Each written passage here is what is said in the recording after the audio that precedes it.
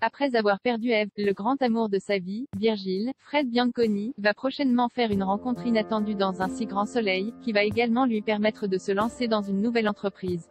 Après avoir découvert la liaison entre Eve, Emma Colberti, et Manu, Moïse Santamaria, dans les derniers épisodes d'Un si grand soleil, Virgile, Fred Bianconi, a fini par se rendre à l'évidence, l'enseignante a tiré un trait sur leur relation passée et a décidé d'aller de l'avant.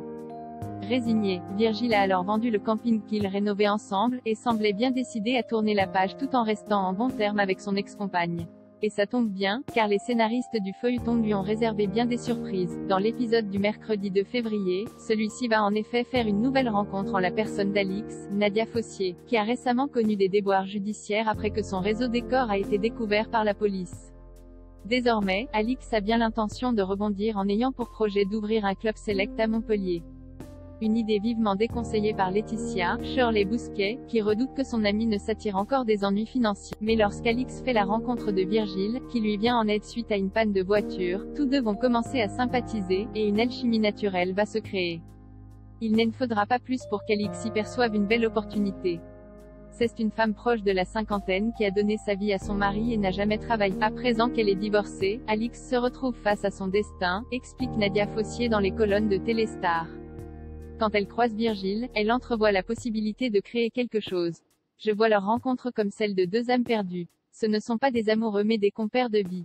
Ils ont besoin de reprendre leur souffle ensemble, analyse-t-elle. Après avoir perdu sa fille Léa, Marthe Fieschi, dans des circonstances tragiques, Virgile a traversé une période très sombre, détruisant sa relation avec Eve au passage. Alix, quant à elle, a vu son mari la quitter après des années de mariage pour une femme plus jeune après lui avoir consacré sa vie, et a bien failli se faire incarcérer pour proxénétisme.